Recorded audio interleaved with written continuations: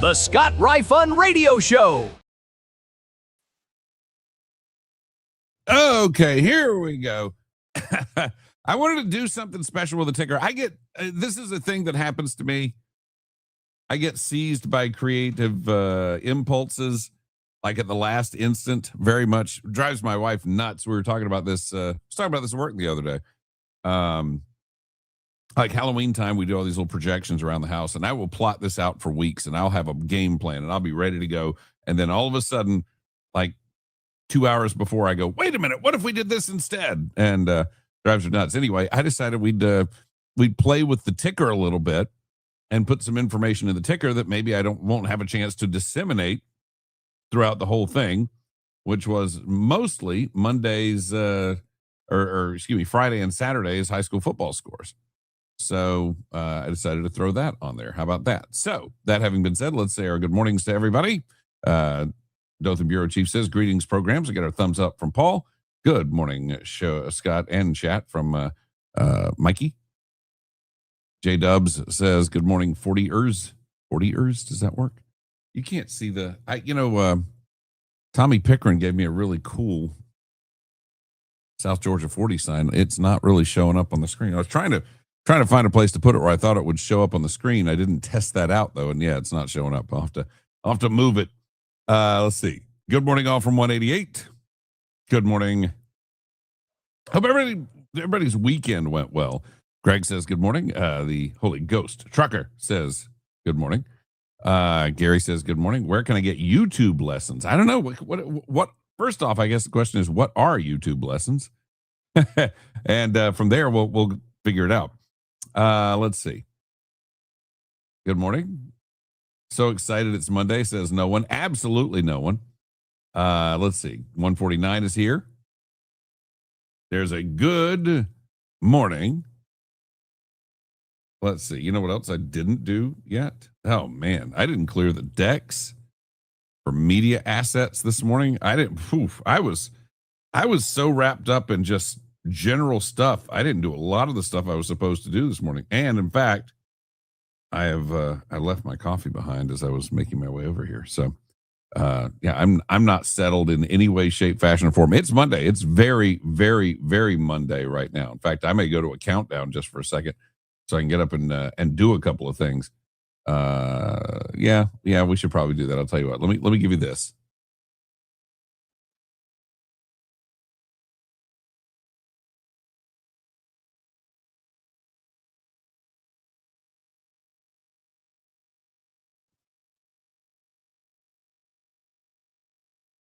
All right, we're back, and I got my coffee, and everything's good. Let's see. As we say our good mornings to everyone. 1969 Black Snake says good morning. Dwayne says good morning from 180. Woody says good morning. Philip, very good morning. I don't know about good, very good morning. Green Flag Racing, 95th Street. Hopefully I'll leave the statute miles to 59 and get back to nautical miles by the end of the week. Yeah, on that boat. It's Monday. It is Monday. Yeah, that's about the best thing I think I could say. Morning. Good morning, all of you despicable Ryfunians. Number 45 headed to commit capitalistic acts. Yes. Thank goodness. Somebody needs to. Good morning out of Atlanta. How are you, sir? 161 is on the chat. Good morning. Scott and crew from number 90 over in Jessup. Rude. Evelyn says good morning to us. Karen also says good morning. Guytown Nash says EP. What that is it frozen? There we go. No. I was trying to do some things. 2006 International Astronomical Union demoted Pluto from full planet to BAA.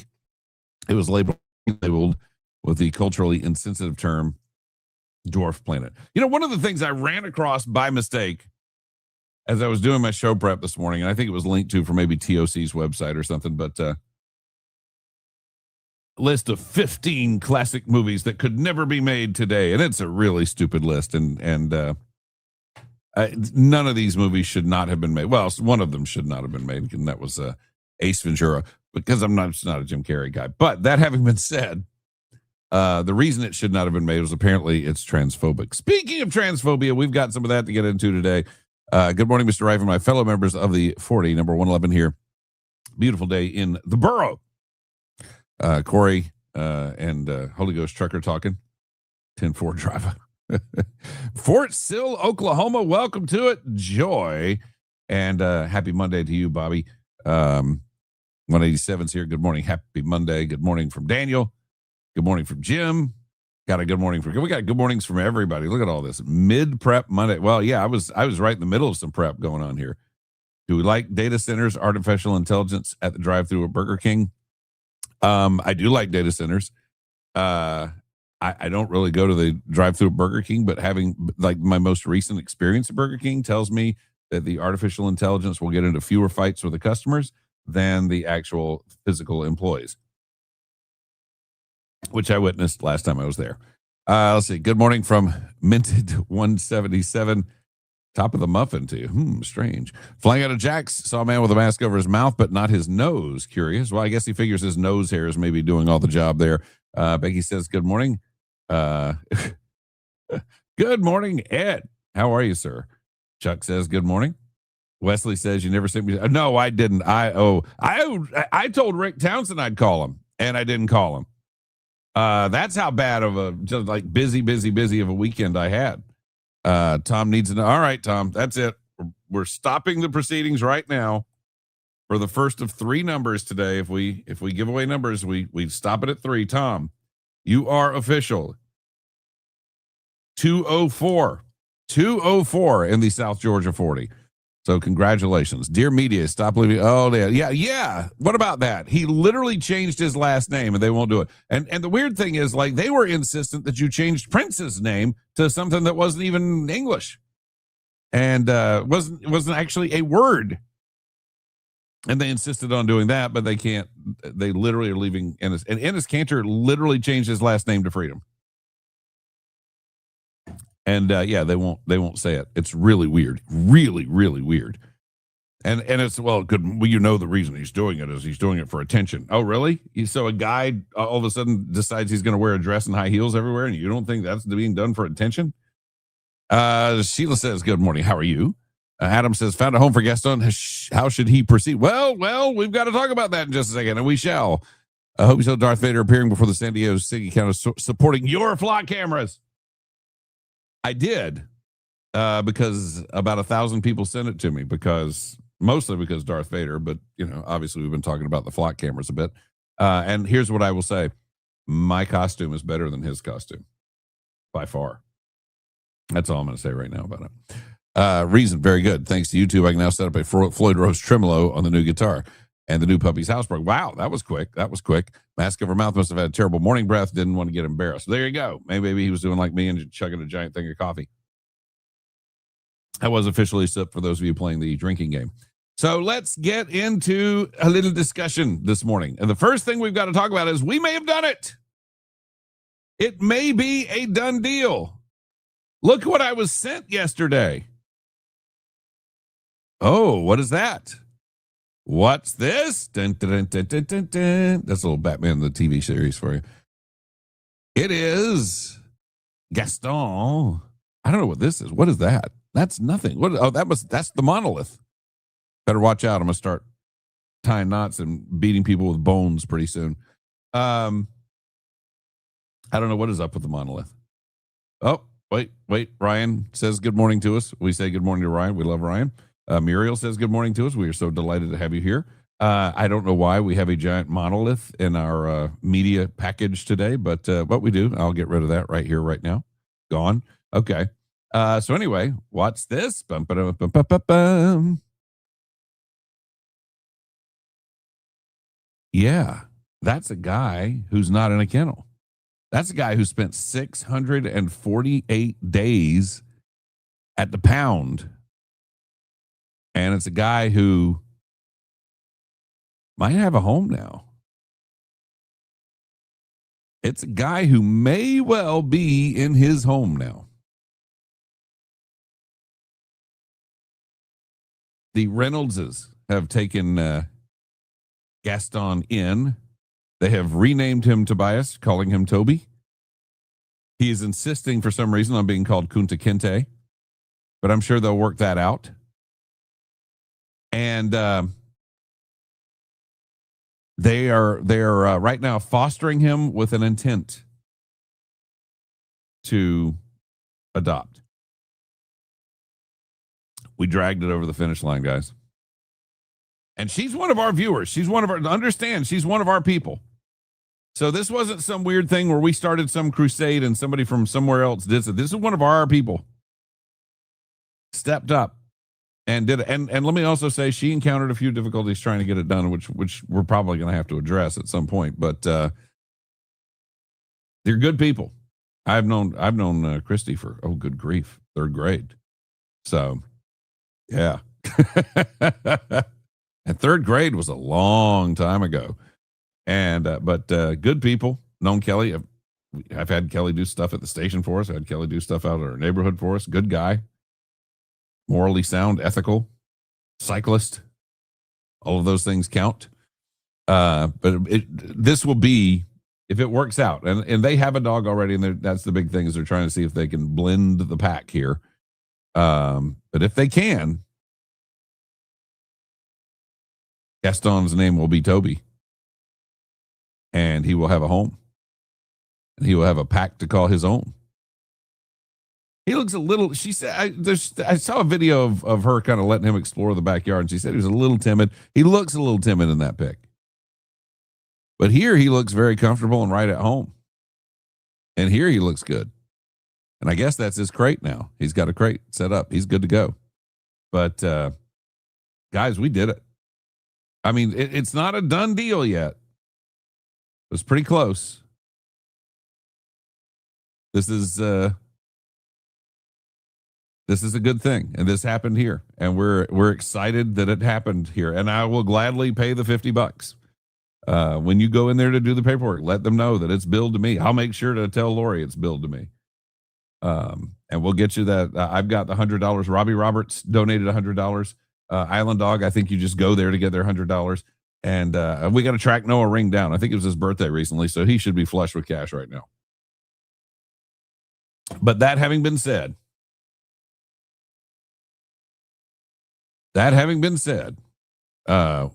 we think we got him a home.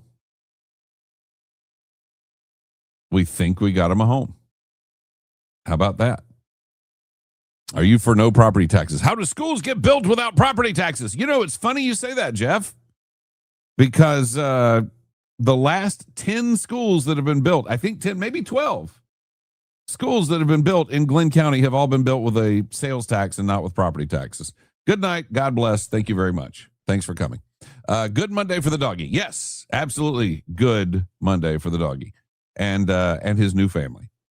Good morning to Ricky.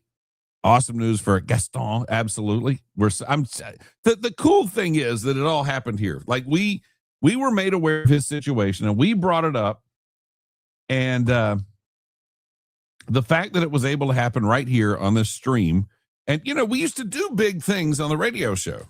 And so you go, well, you know, we're doing YouTube. It's a little smaller platform. We're still getting, you know, we're getting a fraction of the audience we had, but still, I mean, it's a good audience for YouTube, local YouTube.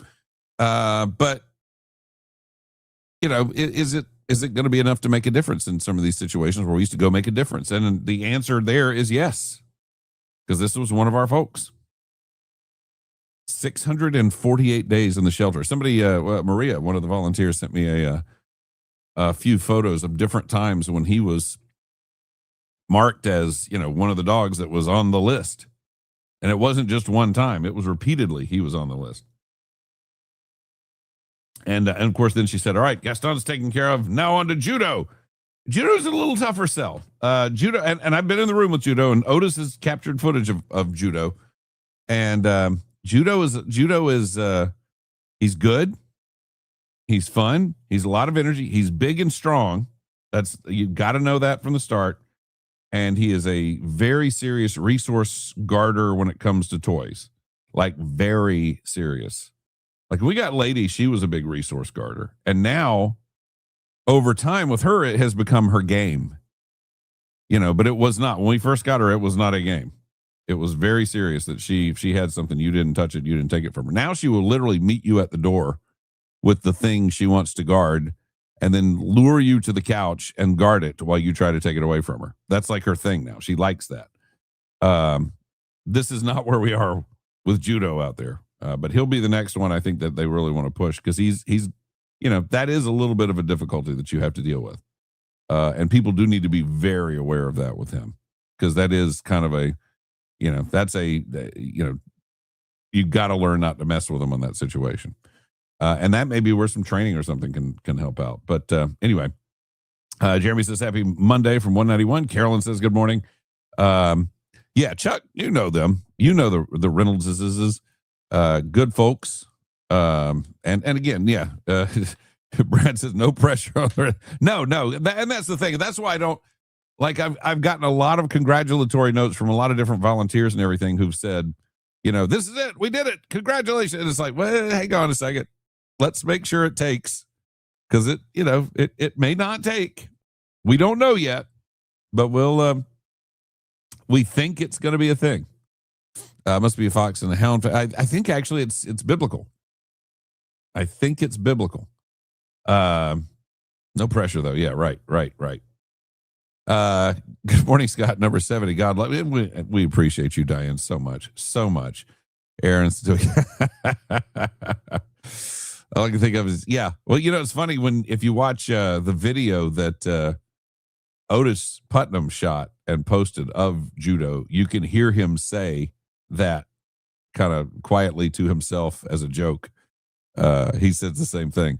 Congratulations, the pup formerly known as Gaston. Yes, that's right. So in the press, please make sure you refer to him properly as the puppy formerly known as Gaston. And again, I hope it works out. Yes, certainly no pressure on them. And that's the thing is like a lot of people, congratulations, we got it done. It's done. And it's like, it's not done yet. But it's in a good place. And I will tell you this, I posted a little bit on Facebook Friday afternoon, and I don't know if you guys saw it, but I had to go take care of some business over at Animal Services anyway Friday afternoon. So I slipped over there. I needed to talk to Lori, just kind of a little bit of strategizing about, where do we go next? What does she want out of me as far as the animal ordinance, which got tabled Thursday night? And it was one of those things where they let a bunch of people read this thing, let county commissioners read it. Everybody seemed to be on board with it. And all of a sudden that night, it went sideways. And again, it's rare for you to hear me say this. I understand the argument that No Kill was making at the meeting. And because it's an argument that I was making, at the table a few times as this thing was being discussed, which is, if you're going to punish people who put them on tethers, and they would always say, well, we're not talking about like you guys.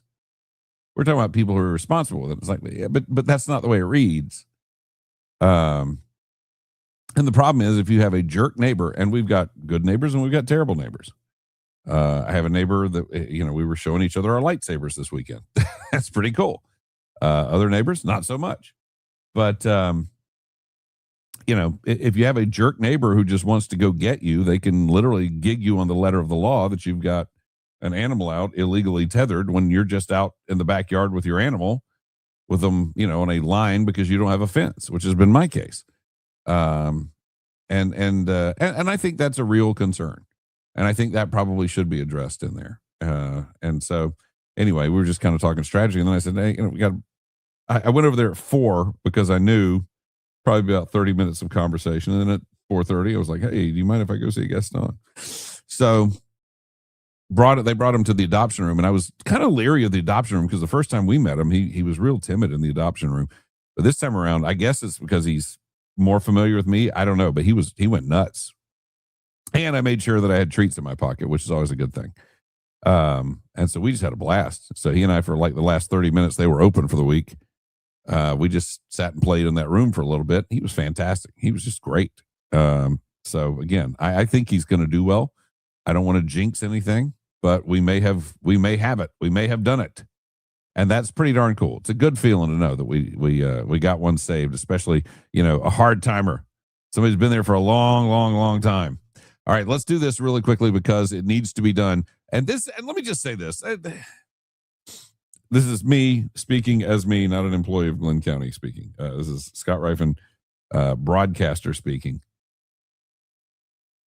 So this incident happened at the pier on St. Simon's Friday night.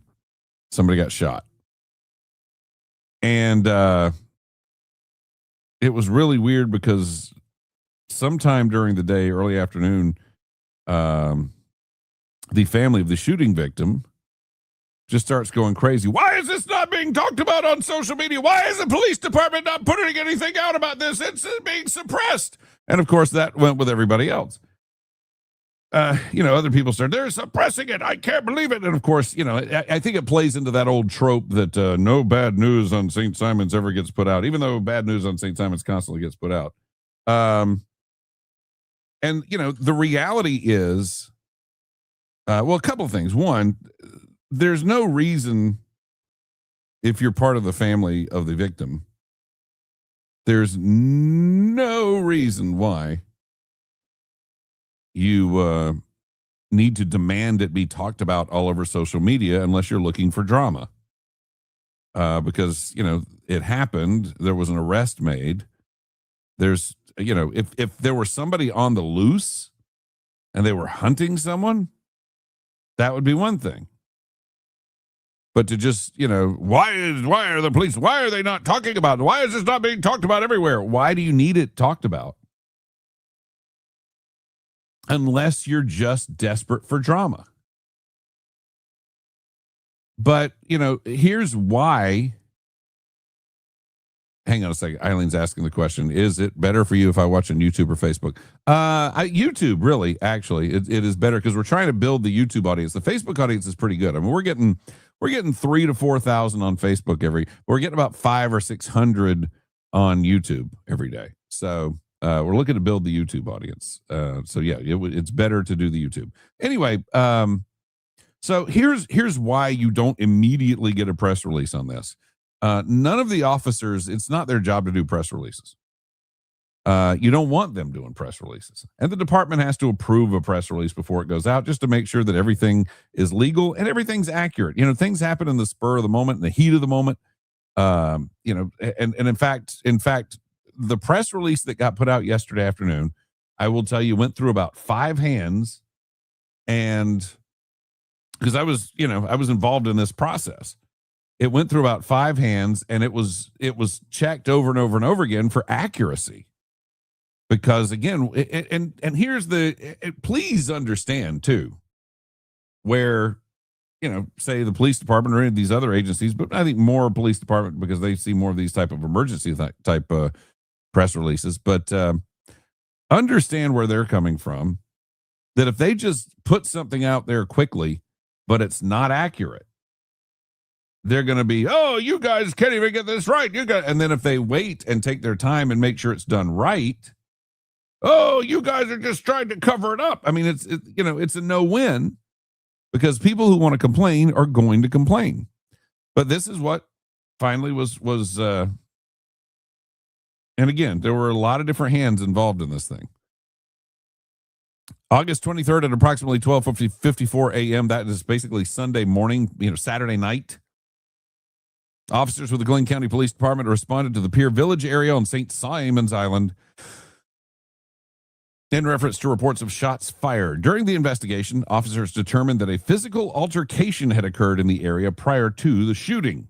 Within minutes, patrol officers made contact with Sheldon Worley, no relation to Joanne, age 25, of Brunswick, who they identified as the individual who allegedly fired a handgun following the altercation. Worley was transported to the Glynn County Police Department and interviewed. During the initial investigation, there was no information they received that any person was struck. So the overall sentiment and what they were being told was, yes, he fired a handgun. No, nobody was hit. Then, 4:30, 19-year-old male arrived at Southeast Georgia Health System Brunswick campus emergency room with a gunshot wound. Injury was determined to be non-life-threatening, but believed to be connected to the earlier shots fired incident. So they did arrest Worley for aggravated assault and transported him to the Glynn County Detention Center. And the incident, the investigation remains ongoing, not the incident. There again, see, it was vetted by a number of hands, and that slipped through the cracks. Additional arrests and charges are possible as more evidence individuals are involved and identified. So if you have any information on this, 912-554-3645. Now, the other thing the family was complaining about was they felt that he was released from the hospital too quickly, that the hospital let him go to. And that's one I can't comment on because I just don't know. But yeah, so, and of course, then I've also seen the outrage that how dare this happen on St. Simon's? This should be happening in Brunswick. And you go, what? Huh?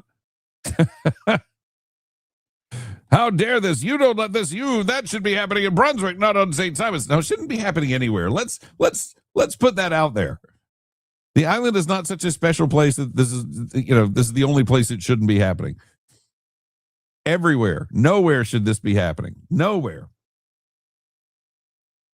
Especially if you hear I guess it's his sister telling the story. Maybe it's a cousin. I don't know. A relative telling the story that basically they were out, they were drinking, and a bunch of guys were picking on him.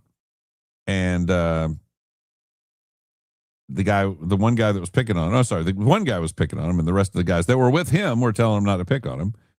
And so he decided to shoot him instead. What? I don't get it. But it's a thing. So anyway, it's ongoing. Someone has been arrested for it. Someone has been charged for it. It was not suppressed by the police, but it's literally, as I mentioned, the press release has to go through a bunch of hands before it's available to be put out there. And again, it's vetted for accuracy. It's vetted for consistency. It is vetted for information that is public versus information that is not public. But the other thing is, on Sunday, everybody scattered to the four winds, everybody who was involved in that process. So, you literally have to get a hold of everybody. And so that's why these things take so long on a Sunday. If this had been Monday, it probably would have been out before noon, but was not. So it came out yesterday afternoon, and, so anybody who wants the drama of it coming out, there it is. It's out. This happened Saturday. College of Coastal Georgia. Friday. Rick Townsend, of course, is the chairman of the Blue Ribbon Study Committee on Youth Exposure to Kratom and the Blue Plate Special as well. So that's good. Let's see. Youth Committee, the Study Committee on Youth Exposure to Kratom and Retail Available Substances. And they were seeking input on issues, and they did. They get some input. I really do want to talk to Rick about this more. Again, he reached out to me Saturday, but I was unable to do anything then. And then I wound up we were doing things pretty much all day into the night, and so I apologize. I've got to reach out to him and see what his comments are, or if he wants to get on, I can send him a link. Rick, if you're paying attention right now, drop me a note. I'll send you a link. I'll let you get on the broadcast and talk about it, because I'd love to have you here, like we did with Riley a couple of weeks ago. And Riley wants to come on again. We'll have Riley on at some point as well. Riley Blanton with Watchtower Intel, a great blog. But I don't know what his takeaway was from the whole thing. It's going to be interesting to see, because this is a situation where he is up against there's a Kratom lobby. And they're fairly well funded. And so, that is a driving force of opposition right now to the legislation that he wants to pass restricting Kratom. So, and he reached out and contacted me, and I told him I'd call him back Saturday. That was we were at halftime, I think, during the ball game. If you saw that, we got gigged by the lightning rule. Sadly, we were gigged by the lightning rule Saturday night. The rule, I think they've narrowed the circle a little. I think 5 miles is a new smaller circle, which I think it's good. I still opt for no circle. I know what would happen if people were struck at a stadium. It would be horrible. It would be terrible. It would be unfortunate. And it would be exceedingly rare. Can you imagine? Would America have ever been found if they went by the safety rules that we have today? Oh, you can't have those guys on that boat for that long because they've got to have a break period. I'm sorry, they can't be on that boat. Oh, it's no. You've got to have a big freezer. You can't have as many people on the boat as you want because they got to take some space off of some freezers for the food because it's got to be a certain temperature legally. You can't just have food laying around on the ship and it's not healthy enough. You got to have an inspector on board. You got to make sure that the food is inspected every day as you're making your voyage across the Atlantic. And can you imagine if they had today's safety standards, regulations, expectations? We would never, Lewis and Clark, would we have ever gotten across this country? I mean, it's unreal. We do live in a safety state. And you guys are worried about flock cameras. I would more worry about the stupid 5 mile lightning rule. But at least I think 5 miles is smaller. I think it's a smaller circle. But what happens is, if you don't know, if there's a lightning strike anywhere within 5 miles of the stadium, they shut you down for 30 minutes. If at any point during that 30 minutes there's another lightning strike within 5 miles, the clock starts over. Clock starts over every time there's a lightning strike within 5 miles. And I was concerned Friday night. This is the Brunswick High game, Friday night. And I mentioned during the pregame, because yes, we were doing the broadcast. I mentioned during the pregame that there was a real chance we could have a lightning delay at some point. And the reason was because there's a big text chain. I think Jason Bishop masterminds this text chain with all the different broadcasters from all the different stations and all the different stadiums. And so everybody's getting kind of an update of everything that's going on, if it all works right. And I just noticed like game after game after game after game was being lightning delayed before we even got on the air. They were being lightning delayed. And so when we finally got on the air, we're seeing more lightning delays. And I went, it's a real possibility we could be lightning delayed. I didn't think it would be so bad that we'd be delayed into the next day, but that's what happened. And Brunswick and Glenn had to split their game up. And it caused some issues for the computers at the radio station, but that's kind of to be expected in the computer age. Finally got the article Saturday on the Calvary Day Glen Academy score. And Daniel did that one. And Daniel does a good job. Daniel does a very, very good job. Let's see. One in custody as Beaufort County Sheriff's Office continues searching for 2 missing teens from MI Kids Beaufort. MI Kids, I don't know how you say that. On 60 Honeybee Island Road in Seabrook. They just left. Jaquan Sumter, 18. He's now in custody. Then the other 2 guys still out there. And I guess they're, I don't know, elopers, runaway. He says missing teens, but missing always seems to, I always feel like missing carries with it that hint of abduction. They're not abducted. They just took off, basically. They just took off. Let's see. Loving the tick. Good. Yeah, it's the thing I was working on this morning. So, and I got a little bit late trying to get it right. Let's say, seems to me it's a matter of taking care of what's said or released, considering the state must put together a prosecution that will hold up in court. Don't want to taint the kid. No, exactly. That's you. It needs to be factual. You need to not say things you can't say.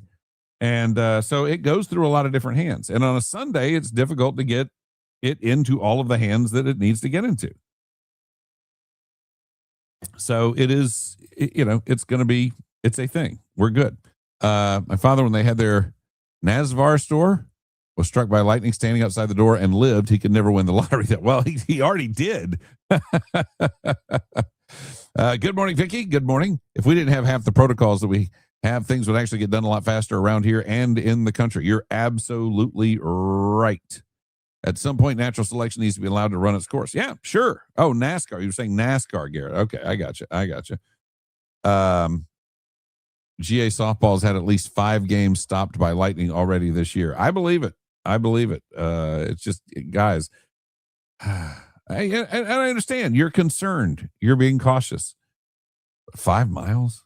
I don't know. Just seems, it seems a bit much. And, when we left the stadium after they had called it, nothing had come down. And again, this is not throwing shade at the local folks who are just following the rules. I just don't like the rules. But if the local guys, and because, some people get sensitive about this type of thing, and they get upset and they think they're personally being attacked, and that's not the case. Because I don't think anybody that was there wanted to stop, the game that night and not, and have to get up in the morning and resume it and, bring everything back out, set it all back up.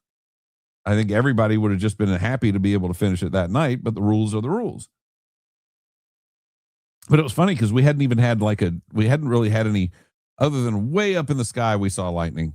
We didn't see any lightning hit the ground where we were, and there was no rain at the time. So it was a little frustrating to have to deal with that. But again, it's the rule. And everybody followed the rules. They did, quote unquote, the right thing. But still, again, we don't have a country if we had the rules in place that we have in place now. And it's just crazy. But that having been said, Savannah Police Department made an arrest in connection with an accidental fatal shooting. Yes, even if it's an accident, if it's fatal, you still got to go to jail for it. 18-year-old Victor Bernardo Salazar was arrested and charged with involuntary manslaughter and aggravated assault after Northwest Precinct Police found the victim inside a residence with a gunshot wound to the head. I'll say this too. Head is a pretty tough target to hit. That's a heck of an accident. The investigation's ongoing, and of course, call Crime Stoppers if you have any information, and we certainly know that you will. Or use the SPD app that we all know you have on your phone. I'm bothered by this, and I don't know if you've seen this or not. This is bylined Glenville. Glenville's not that far. It's Savannah Metro. It is actually where, strangely enough, and I've told a little bit of this story before.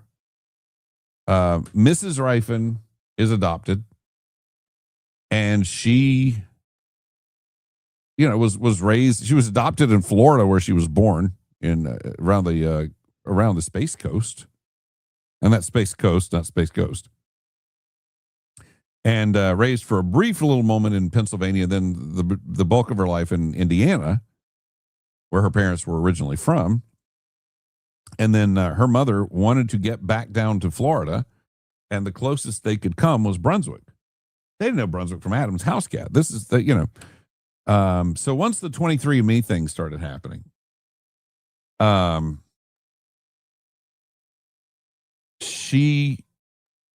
some other family members had taken the test, and some people had shown up, and they were like, hey, this woman looks just like you. You might want to do this. So, she's never, it's funny because Mrs. Rifen never really cared to find out where she was from, because she, as far as she was concerned, I have parents. And as far as she was concerned, there were parents who didn't want me. And so why do I want anything to do with them? And then, she's always, though, been interested in the health issues, any congenital issues that may be passed along to her children. And so she wrote to the state of Florida a while back, where they were supposed to give her non-identifying health information. And instead, they didn't send her, she's got this heart defect or this murmur or whatever. They instead sent this narrative of an interview that the mom did right before she gave her up for adoption. And, she didn't want to give her up for adoption, but she was in a situation through divorce and custody issues that she basically, had she had the child and kept the child, could have lost every other child she had. And, she did it with great regret and all that. And I think changed her attitude a little bit about actually meeting her family. And then the 23andMe thing came out. And as I said, other family members were like, hey, you need to check these people out. They look like you. So she said, well, I could actually get that health information I was looking for that I didn't get and find out who these people are. And she did the 23andMe, and she found out her grandparents live in Glenville, that she has cousins all over Brunswick, that the woman who did her hair for our wedding is a distant cousin, and she'd been going to her for years for her hair. Just very bizarre, very bizarre. But Glenville is where her grandparents live. Again, to have been raised largely in Indiana, to have never really been here until chance brought them here, and then to turn out all her people are here. It was just a very strange. Her dad lives in Glenville, actually. Her biological father lives in, and she's met him, and she's she's gotten to know him pretty well, and just very bizarre thing. But anyway, local veteran families may have trouble receiving military funeral ceremonial elements due to a mile limit. The folding of the American flag, playing of taps, pallbearers, and a rifle salute can be part of a military funeral. Those elements are meant to be a final tribute to those who served. However, the U.S. Navy will only send a flag folder and taps if the funeral is 50 miles away from a naval base. Glenville Funeral Home owner and director Bradley Anderson said, "They fought for us. They deserve it, period," Anderson said. Anderson said he was recently preparing for a funeral for a Vietnam veteran. He then found out from the family the Navy couldn't provide the full ceremony. The Navy only sends a flag folder and taps. They do not provide pallbearers, and they will not provide rifles over 50 miles from Kings Bay. This has got to be looked at. This has got to be addressed. So basically, if it's over 50 miles from the base, they want nothing to do with it. And look, I know we've got a lot of other concerns in this world, but giving our veterans the last bit of respect and thanks that they will ever get on this planet while their bodies still exist, I think is important. This is a rule that's got to be adjusted in some way, shape, manner, or form. I just think that's wrong. Sorry, I just think they need to deal with that. I was a near miss from a lightning strike about 20 years. Oof, wow. I think we see a lot of people saying things they shouldn't and having to walk it back. Let a professional handle the official statement. Absolutely. Thanks for the clarification. Space Ghost, you're welcome. There you go. Nurk Baker. That's an anagram, Nurk. Kern says, call the local VFW post on that. And that may be an assistance, but yeah, it's hard for me to believe the Navy would go, yeah, it's one of our own, but it's just too far. We just can't do it. I'm sorry. It's just too far away for us. We just can't travel that far. We can travel to the Gulf and take these guys to the Persian Gulf to die, but we cannot take our guys 51 miles to give last rites to another of our guys. Yeah, that does not sit right with me. I don't know if I'm the only one or not, but it does not sit well with me. I don't want to get to this one yet. We'll get to that one, but not just yet. Do I have the Jesse Cole story? Yes, there's the Jesse Cole story we'll get to. Local celebrity and owner of the Savannah Bananas, Jesse Cole, the Georgia Association of Broadcasters 2026 Georgian of the Year, thanks to his lasting impact in the Peach State. The team had their first ever game at historic Grayson Stadium over a decade ago. Banana Ball quickly became an international sensation. And Jesse Cole, by the way, he was kicked out of Disney World for wearing that bright yellow suit one time. Now they have him there leading the parade, wearing his bright yellow suit. But apparently Jesse Cole wears that bright yellow suit every day. I'm sure it's not the same one. It's probably like you see in like the comic books. He opens the closet door and there's a whole bunch of yellow suits hanging in the closet door. But yeah, he's the real deal, man. And congratulations to him for that, for sure. He has created something that is a national sensation. Does the weapons station in Charleston not have honor guard duties? I think that's the new Joint Base Graham. Speaking of the base, the Navy nuclear engineering personnel are training. I don't know. It's a very fair question. I don't know. Lightning strike less than a mile from you in the ocean can shut down the entire system of boat electronics, engines, everything. Good to know. Air Force bust out airmen for my father's funeral all the way from Moody and Valdosta. Yeah, I don't know what's going on there. Jesse has at least 7 yellow tuxedos. I think so. Obviously. All right, let's do our daily data center stuff. Hi, girls. Let's do our daily data centers. So both of them are in here now. This is a piece in National Review. And I think this is I'm always trying to find a new way to articulate the argument. I think this one's a good one. The one thing I did do, our buddy Tim sent me one I guess maybe Friday, that was this giant anti-data center graphic, and it was 100% done with AI. And I thought that's a very nice data center generated graphic that they've got there. And then I thought, that's one of the tactics we use. Instead of saying AI generated or even social media or cloud, save it to the cloud, we should substitute all of those words with data center, because that's the reality of what they do. When you see something, you say, I'd say AI generated. You instead say, that's data center generated. Or if you see something on social media, TikTok, I saw that on the data center.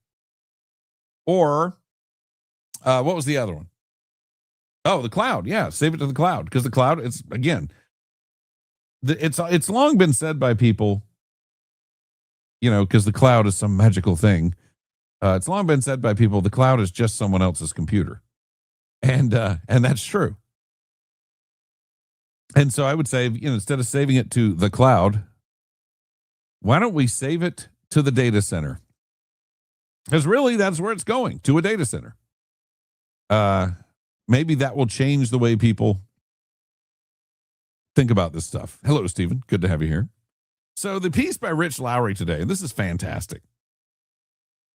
When American manufacturing was truly coming into its own in the early 20th century, workers sometimes labored 12-hour days for 7 days a week and risked life and limb working near dangerous machinery while factories blackened the skies of American cities and poisoned waterways. Yet, some of the same people who insist that the American economy needs to reindustrialize to return to a version of those halcyon days can't bear the thought of the construction of industrial-scale computing facilities. They complain that data centers are unsightly and use lots of energy and water. But what do they think major factories are like? If today's standards apply, we would almost certainly never have built manufacturing facilities at scale for fear of the aesthetic consequences and worrying about the collateral damages to communities, not to mention the noise. Oh, man, the noise, which were much more severe than anything we're talking about with data centers. Industrial buildings look pretty in Edward Hopper cityscapes, and say the Ford Motor Company River Rouge complex had a certain majesty captured by photographers and painters. Otherwise, factories were generally closer, especially when clustered together, to William Blake's dark satanic mills than anything the average local zoning commission would want in the neighborhood. No one ever said, God, that smokestack looks gorgeous. I wish I lived closer to it. Data centers have caused outrage because they look like big warehouses, but imagine the vapors everyone would have if they spewed soot all over streets and houses, created slag heaps, divided neighborhoods with rail lines and other supporting infrastructure, and packed workers into nearby subpar housing. AOC thought she had a trump card in the anti-data center case when she brandished 2 jars of dirty water from a house near a data center. The house's well was perhaps disturbed during construction.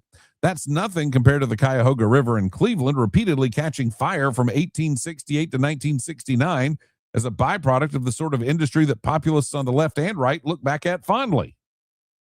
The early 20th century gave us the worst of these sorts of phenomena. They were alleviated in the post-war years.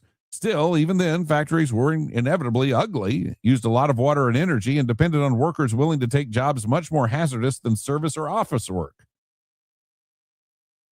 The claims about data centers using ungodly quantities of water and energy are often exaggerated, but whatever the underlying merits, these sorts of complaints would have utterly doomed old-style industry.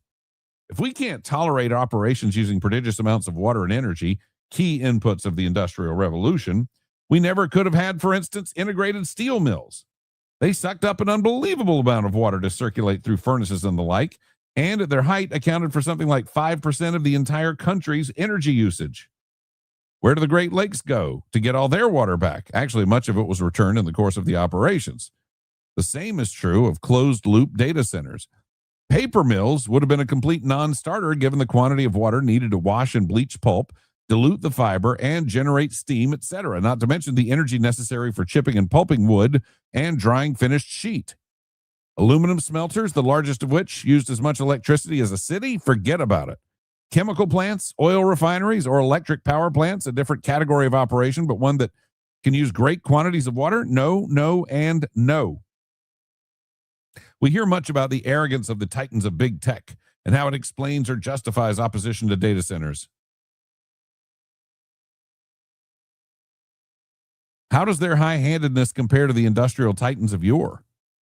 Well, we haven't heard of any tech companies locking out the workers building their data centers, then sending in Pinkerton guards for a gun battle with the resisting electricians and plumbers until the National Guard finally occupies the jurisdiction and reestablishes order. That would be what Carnegie Steel did during the 1892 Homestead strike near Pittsburgh. Labor strife was significantly reduced in the post-war era, but such unrest was part and parcel of the wave of industrialization that created the golden age of manufacturing in the U.S. If the standard is that we won't embrace industrial scale projects if the people pushing for them are a-holes, presumably we would have rejected many manufacturing operations that provided blue-collar workers reliable, relatively well-compensated employment in the 20th century. Now, data centers don't provide the regular employment of old-school factories. The blue-collar workforce needed to build them and to maintain them and update them is substantial, though, and driving up wages in exactly the fashion everyone has long said they wanted. It's a symptom of the perversity of the current moment that we've imposed huge tariffs on the rest of the world in order to, at the margins and perhaps only in theory, create more blue-collar jobs. At the same time, we're preparing to turn our backs on private industry-driven investments to make such jobs more lucrative and create more of them. If the tariffs are driven in large part by nostalgia, the data centers are meant to power the next wave of innovation. It doesn't speak well of us if the backward-looking vision is more appealing than the future-oriented one, although the tariffs are unpopular. And should be. One of the advantages of the mass manufacturing revolution at the time was that it was at the technological and economic frontier where large-scale productivity gains and national power are forged. The AI revolution is at that frontier now, and it should be considered a minor miracle that an economic phenomenon all about computing power is driving a blue-collar construction boom. What's not to like? We never would have become the country we are now if the response to the physical assets necessary for economic growth and good blue-collar work had been not in my backyard. And he's dead on right about this stuff. And it kind of leads to what I was saying earlier. You know, if we had all the, if we felt about things way back then that we do today, we would never have gotten anything done to start with. You know, besides not just safety culture, but yeah. Anti-growth culture. You know, nobody reasonable disagrees that data centers should be, you know, in a decent place. Nobody disagrees that they shouldn't be responsible. Or nobody agrees. Everybody agrees they should be responsible. But that's largely where they are these days, and yet we still see the same hysteria about it. And I'll tell you again, Glenn County has a lot of land that is cultivated timber. Weyerhaeuser's getting out of the timber business, and there's a lot of land in Brunswick. And if you're concerned about the infrastructure, do you want 1,500 houses on an area of land or one data center? I mean, really, that's going to be an option at some point. That's going to be a choice that has to be made at some point. Let's see. Hey, yeah, we'll get into that one in a little bit. Let's see. What are we looking at? 8:02? Okay. So I'm just looking at the time, making sure we're still in good shape. Oh, there we go. Good morning. Good morning. Glad to have you here. And a little kitty cat. Always the kitty cat. Good to have you with us. Yeah, I saw somebody going to town. A couple of things. I saw somebody going to town this weekend about if we had Obama's nuclear deal still in place, we'd be much better off. And it's like, no. But then this morning, I actually start show prepping and I find that article by Fred Fleitz about the 8 reasons Obama's nuclear deal not only was bad, but still bad. And we'll get into that one. Also, apparently we decided to launch a war with Canada, a trade war with Canada this weekend. And it's over the tariff stuff. And, you know, for all the talk, and I still hear people on both sides of the aisle talking about how the economy is just a little sluggish. It's not quite where it needs to be. Needs to get there. Understand, the tariffs are a drag on the economy. They hold it back. We are better off without the tariffs. Everyone is better off without the tariffs. And in fact, I found an article the other day because I've always said, I get certain targeted tariffs at China because they do business dishonestly and unfairly. But I was reading a piece the other day that's analyzing the effect of the tariffs on China, and they're not working. Even the China tariffs are not great tariffs. I'll still back them because China doesn't do business honestly or ethically. But the reality is they're not really having, because essentially what they're doing is they're spreading out what they do.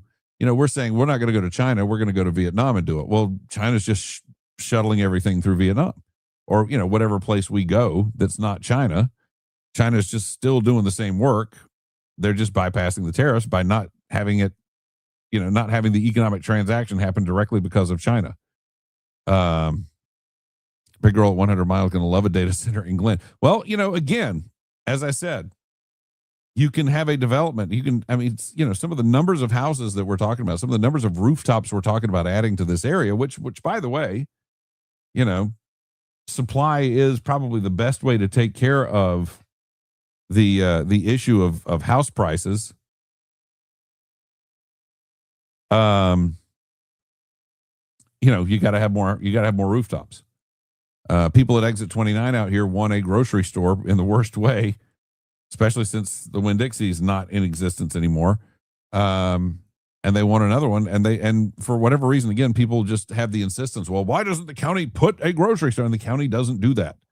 Businesses say it would be in our best interest to put a grocery store somewhere. But right now, businesses are looking at Exit 29 going, not enough rooftops. And when they want to add more rooftops to the area, people go crazy and have protests and show up at the county commission meeting and demand they don't approve it. So, we've got a lot of land that's coming free when Weyerhaeuser gets out of all their timber industry. And something's going to happen to it. And I think a data center is a good thing that would that could be good for it. And what 100 miles, if 100 miles oppose it, that's their business, their issue. But I think, when it gets done, they're going to find it's fine. It goes back to the child car seat movement. No one can ever get hurt. Yeah, we have a real safety fetish in this country that I do think sets us back a little bit. I mean, I get some of it, but some of it, it's just, there's that line. And I'll be honest with you, I don't know exactly where that line is, but we're over it. I can tell you that. Look at this. I disagreed with you on tariffs until I put it inside the game and played it. I was shocked at the results. You were right. Well, it's amazing that Wesley has been building this thing called Executive Orders Nation. It's a game. I've talked about it before because I've played it. I played a demo of it, and it's a really neat game. And you'll get lost doing that. You'll get lost playing that game because basically you're the president and you have to go through all the different things you have to do as a president. You have to call other world leaders, and it gives you little status updates of, what your relationship is with all the other countries. And, can you call them? Can you have bilateral talks? Can you have multilateral talks? And there's a lot in there, and it's really neat. So he disagreed on tariffs, and then he built the game and put the tariffs in place, and the game went, no, the tariffs don't work. That is amazing to me. Chinese goods routed through Canada to avoid sanctions and other places. Yeah. Tariffs are supposed to be based on the country of origin. Hard to research, but hefty fines would have to be enforced. Again, it doesn't do any good because here's the thing. Who pays the fines? The consumer pays the fines. The consumer pays the tariffs. You pay the tariffs. That's the biggest thing I think people just have to understand about the tariff stuff is you're paying the tariffs. And some people have said, it's okay, I don't mind paying the tariffs as long as we can get manufacturing back. But manufacturing is not coming back. I mean, it just isn't. Watched some of the robot games coverage this weekend. It was quite impressive. They almost have iRobot. I watched the track meet. Yeah, because it was interesting to watch that. And I will tell you, the first time I saw the robot, I guess it was a 100-yard dash, they were practicing, and the one robot couldn't stop, and he ran straight into a wall and kind of blew up. I thought it was AI. I thought it was fake. I watched that. That doesn't look real.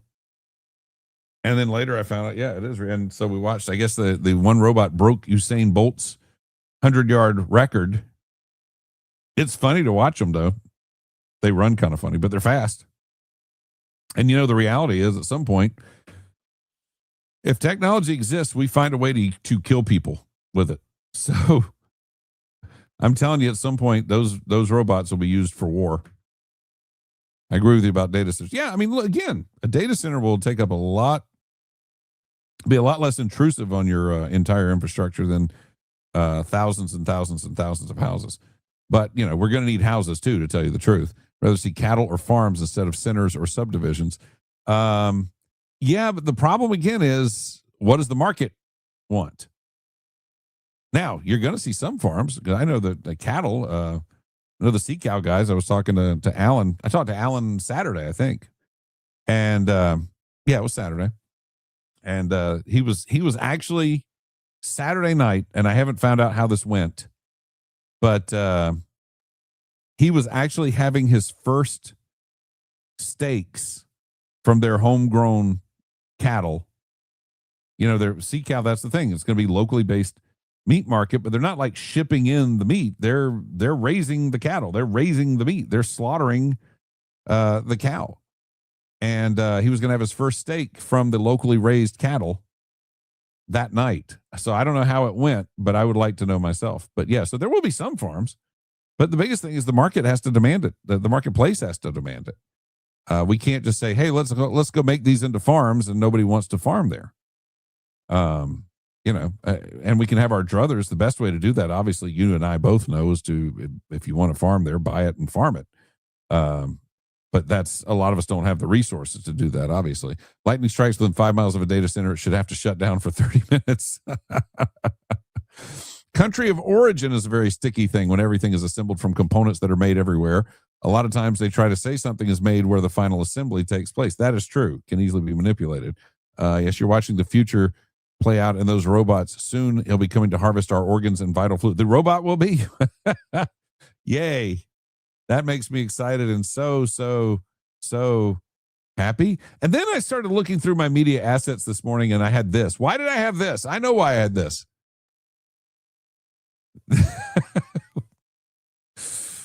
I had this because a buddy of mine mentioned to me at some point. He said Half-Wits was an SCTV skit. I love SCTV. One thing you will know about me, I love SCTV. I watched it when I was young because it was on Friday nights late, like Saturday Night Live would have been on Saturday. And I liked SCTV. I don't want to say more, but it tugged at my heartstrings in a very different way than Saturday Night Live. And I really, really, really loved SCTV. And they did a sketch called Half-Wits, and it was a quiz show, and they would have, and nobody would ever, it's kind of like Celebrity Jeopardy, where nobody ever gets the right answer. Nobody ever gets the right answer. And the host of Half-Wits was a parody of Alex Trebek named Alex Trebell, and it was Eugene Levy playing him. And this, by the way, is the first series of sketches with Martin Short's Lawrence character, who he doesn't do Lawrence enough. He doesn't do Lawrence at all anymore, but he did Lawrence a lot in the 80s. And Lawrence is great. If you ever saw the men's synchronized swimming from the year he was on Saturday Night Live, that character, that's Lawrence. I love Lawrence. Lawrence first showed up on Half-Wits. And my buddy said, yeah, that's the first time any of us had ever heard of Alex Trebek, because he wasn't on Jeopardy yet. I was like, no, he wasn't on Jeopardy, but we knew Alex Trebek because he'd done a bunch of game shows before then. He's like, what? And I said, well, like High Rollers. So I had to pull a shot of High Rollers. If you remember High Rollers, they would, literally it was like craps shooting, but a game show. And then he also did Battle Stars, where they would it was like Hollywood Squares, but they put 6 celebrities up and you had to capture them in these little triangles with again, trivia questions. Probably why I'm always all about trivia, is because I grew up just loving game shows. But no, we had Alex Trebek way before Jeopardy. He was around. He was a known quantity at that point. Trust me on that. Let's see. Do you really trust the Chinese enough to let them win the AI race? There's the great question. Great question. What if the Fed stop paying farmers not to grow? Those farms may turn into data centers. Perhaps. Oh, People's Liberation Army. Oh, that's what she. Okay, I got you. Basically, it was explaining that tariffs are good intentions, but they were added because of situations in the past. Those directions of politics do not work today. I hope that makes sense. Yeah, I mean, but again, understand that one of the things that crashed us hard into the Great Depression in the 30s was the Smoot-Hawley tariffs. I mean, crashed us hard. And tariffs are generally done as protectionist measures. But the problem is the market. The problem is people. Markets don't just go, oh, this arbitrary thing is in our way. We'll just have to follow this arbitrary thing. Markets don't do that. Markets, people and products, people and goods and services, they find a way to get together. And when you put obstacles in the way, what usually happens is you don't just go, oh, okay, there's the obstacle, darn it. You go around it. And it doesn't benefit you. And again, what it does is it raises your prices. What's the finish line? That's a good question. I don't know that we know yet. I don't know that we know. Did you watch I watched an interview with one of the guys from IndyCar Friday. I thought it was really neat. I thought it was interesting because they were talking about the manhole covers having to be welded shut, which I had heard that they were welding shut the manhole covers. And the reason they were, usually apparently when they have a big event out that way, they weld the manhole covers shut for security purposes. You know, so some bomber or assassin or whatever can't get through the manhole covers and come out, and blow people up. This time around, the manhole covers were shut because the Indy cars are low and fast, and at the velocity they're traveling, apparently they can create enough pull to rip up the manhole covers. And that, you talk about the power behind those vehicles. But no, I didn't watch it. I will tell you, I'm not a big car race person. But if I do watch something, it will be a road race because those are at least interesting to me because they are both left and right-hand turns. I do like that kind of thing, but I did not watch the Freedom. We were running amok yesterday because there's a lot of stuff we didn't get to do Saturday because the game got moved from Friday night. The Brunswick and Camden game got moved from Friday night to Saturday, and so after that, everything just kind of got shifted. Everything we were supposed to do through the weekend got moved. And, a lot of the free time that we had no longer free. So no, I didn't watch. I don't think I watched anything on TV this weekend, which is kind of my thing. I don't anymore watch a lot of TV unless it's something I very specifically go to watch, and what I will do, my TV watching literally consists of if I have 15 or 20 minutes as I'm going to bed and preparing to go to sleep, might watch a little. I usually try to read during that time because that helps you go to sleep. Me, it does anyway. But sometimes I'll watch a little bit of a movie. So I never, like when I'm watching a movie at home, I never watch a movie straight through because I have to watch it in pieces. I never watch TV shows straight through. I seldom watch TV shows straight through. And then when football season, I'll try and find a way to watch football straight through, but that's about it. So yeah, I didn't. The most recent movie I watched was Rollerball with James Caan because I'd never really seen it. It was a thing when I was a kid. It was a big deal. And it was also rated R. And so I watched it, and it was not worth watching.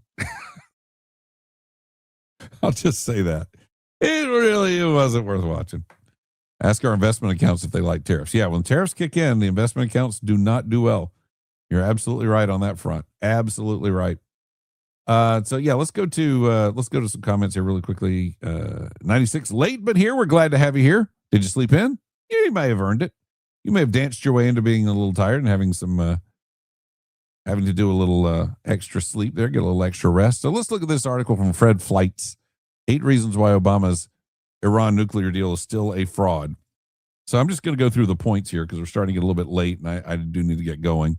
JCPOA was a highly unpopular agreement imposed on the American people in defiance of the U.S. Constitution. Now, why does he say that? Because it is in every sense of the word, it's a treaty.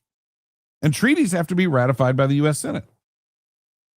This wasn't ratified.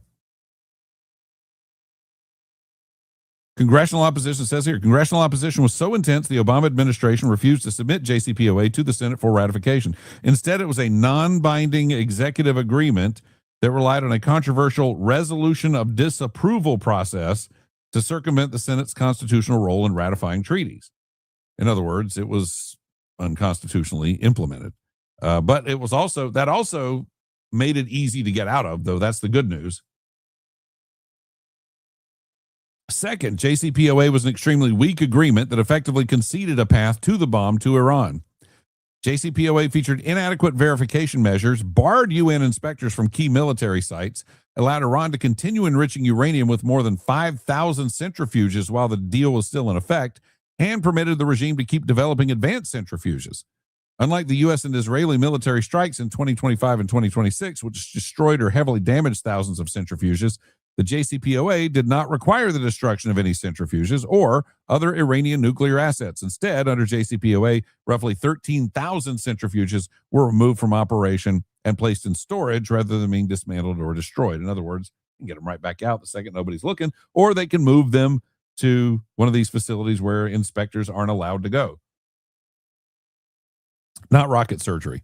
Third, there were credible reports of Iran circumventing the old reach around. The JCPOA. German state and federal intelligence agencies documented dozens of secret Iranian attempts to procure technology with nuclear weapons applications in violation of JCPOA and Iran's reporting obligations to the IAEA. Some of these efforts involved uranium enrichment technology. The nuclear archive extracted by Israel in 2018 revealed extensive details of Iran's covert nuclear weapons program. That's when they hacked them. They found out that Iran was not following the JCPOA at all. They were continuing to develop nuclear weapons in defiance of JCPOA, and were able to do so with the way they had constructed the rules around it. Fourth, the JCPOA rested on misleading and politicized intelligence analysis.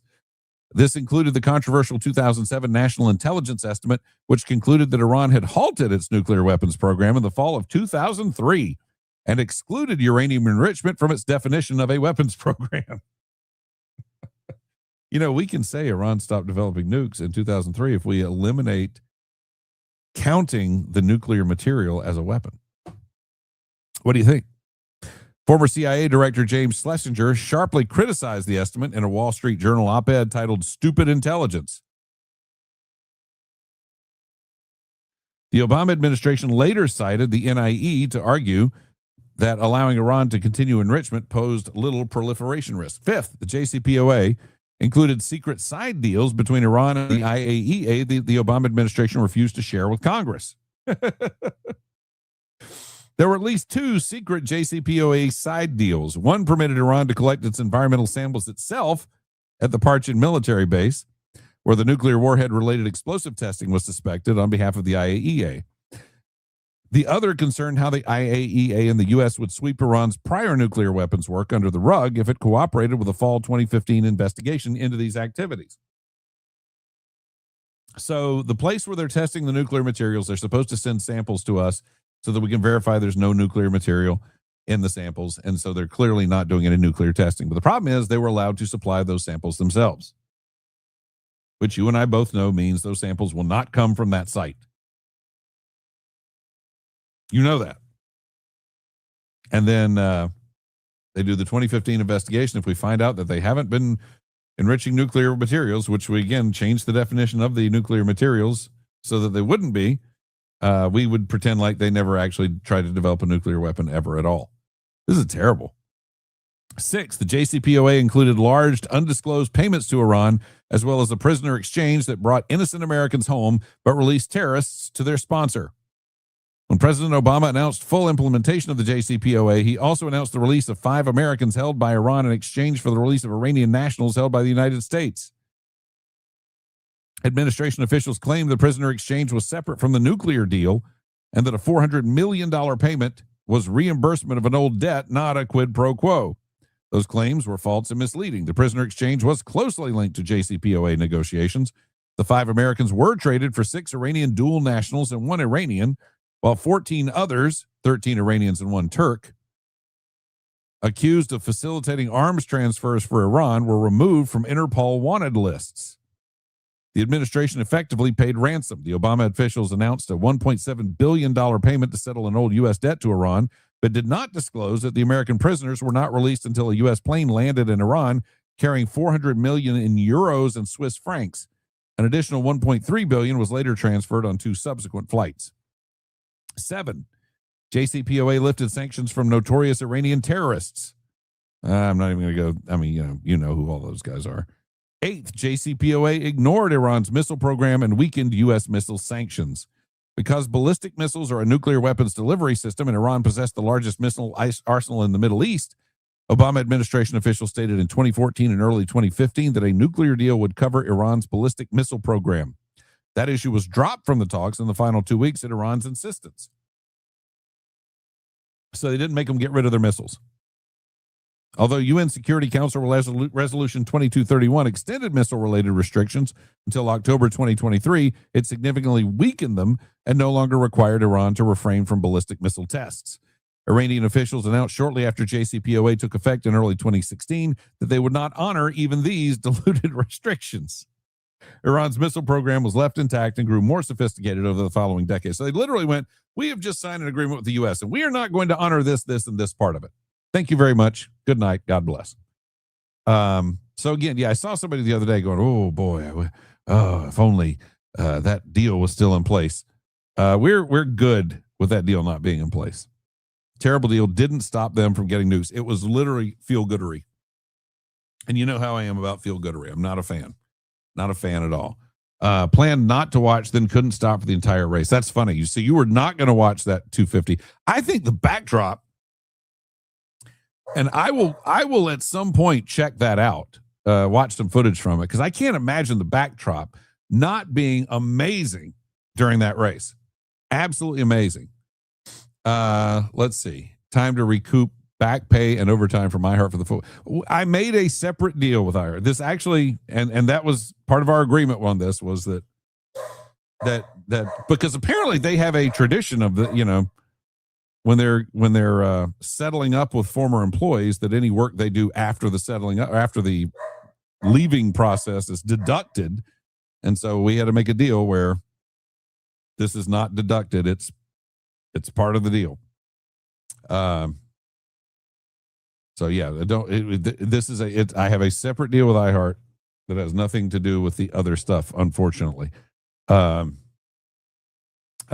Literally flying back from DC and the Freedom 250 Grand Prix. That's pretty cool. And again, I can't imagine the backdrops, the scenery of that thing are not spectacular. Because I mean, if you've been to DC, it's an eye candy city if you get past all the homeless tents. But which I don't know if they're still there or not. But when I went a few years ago, you literally, like the U.S. federal courthouse, there's tents in front of it, homeless people living in them. I think Grace is here, because I think I just heard a weed whacker, and that's why the dogs are going crazy. Iran's nickname, I lied. Yeah, pretty much. And yes, Shaz Bazaar is correct. Be sure to hit that thumbs up icon on YouTube. Make sure to like it, share it, do everything you can to spread the word on this thing, and we'll do it. I had a few people this weekend ask me, and that's the thing, we need to get the word spread, because I had a few people ask me this weekend who reached out and said, boy, I sure do miss hearing you in the mornings. Is there any way I can hear you right now? Somebody sent me a note over this morning, actually. It was this morning, saying, did you retire? No, I didn't retire. My thing has always been, I'll die with the mic in my hands. Now, I'll say this. My perspective on that has changed a little, which, it's hard to get me to change on some things. But no, my perspective on retiring changed a little when I had a little time, again, when iHeart dropped the bomb, at first I was, working. I was, and we were getting phone calls constantly. But once that slowed down a little bit, I had a few afternoons where I kind of went, you know what? This is not the worst thing ever. And so, yeah, it kind of made me go, well, maybe one day when Mrs. Rifen is retired and I'm retired, maybe that's when I retire as well. And we go do us things. And because I didn't find that to be a terrible thing. Let's see. We went to DC last year about this time, and it was clean and safe. I was pleasantly surprised. It's certainly on my go back list. Good. I'm glad to hear that. And I think, obviously this administration will make has made a difference there. Oh, here we go. The no data centers pledge. This is great. I got to upload this. Hang on. I've got to upload. This is too good. This is too good. This plays right into part of our discussion, and it's just too good. And the good news is I kind of keep this so that I can add things as time goes on. I've just got to get rid of some things too here. It looks like this is great. You guys take this and share this. This is so good. Okay, there we go. Yeah, Sweetie's upset. Okay, here we go. So here's the no data center pledge as we hate our data centers. Let me get rid of this comment there. There we go. Okay. So, and look, they were watching me when they saved it. Look at that. That's kind of neat. I pledge to stop using Facebook, Instagram, X, and TikTok. Stop using ChatGPT. Stop streaming Netflix or YouTube. Stop shopping on Amazon. Stop using Venmo or online banking. Stop saving photos to iCloud or Google Photos. Stop using GPS. Stop working remotely. Stop receiving emergency weather alerts. Stop using email and stop using credit and debit cards. This is so good. This is so good. The no data centers pledge. Save that. Screen grab it. Share it. I'll share it. Don't worry. I'll get it for you. That is so great. Now back to the DC thing really quickly. Yeah, the administration may well have done their job in cleaning this thing up. And I hope so, because that was the one disappointment that I had in the trip to Washington, D.C. was that there were homeless encampments, literally homeless encampments where you go, this nation should not be tolerating, this kind of behavior.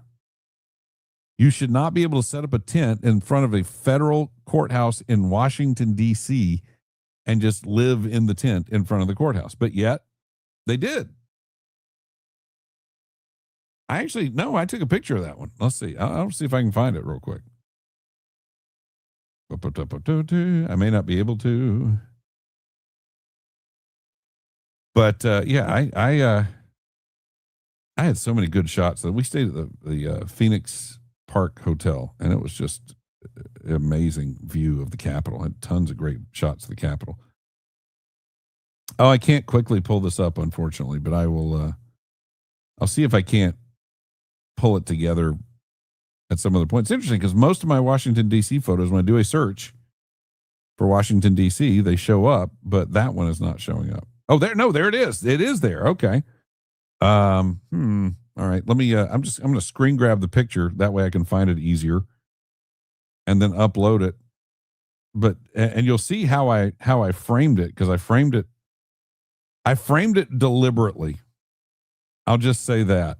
This was my trip in 2022, wasn't it? All right, let's see. Yeah, no data centers basically means I'm becoming Amish in today's world. Yeah. Pledge to quit using Uber Eats. Nice of you. Let's see. It didn't go through. Okay, let's try it again. Let's try it one more time. There we go. And then that. Am I at a limit or something here? Let's try it now. The image is too large. Oh, that's interesting, because all it was a screen capture. Yeah, wow. That's interesting. Okay, it was too big. So I don't know what to do there as far as getting this picture in here. All I did was literally all I did was a screen. I'll tell you what, here's what I'll do. I'll do a screen grab of the whole grid, and I'll just shrink down and take that one little piece of it and see how that does. But you'll see what I did here. Okay. Yep, that one's taking. Okay, so here we go. This was taken in my 2022 trip to DC. And so here is, I made sure to get this in here, this courthouse, United States Courthouse. There's the homeless tent right in front of it. And this was not unique. This was happening all over the place at the time. And again, this was I think 2022. That sound right? I can find out. Hang on. It was September. It was my birthday. I flew out on my birthday.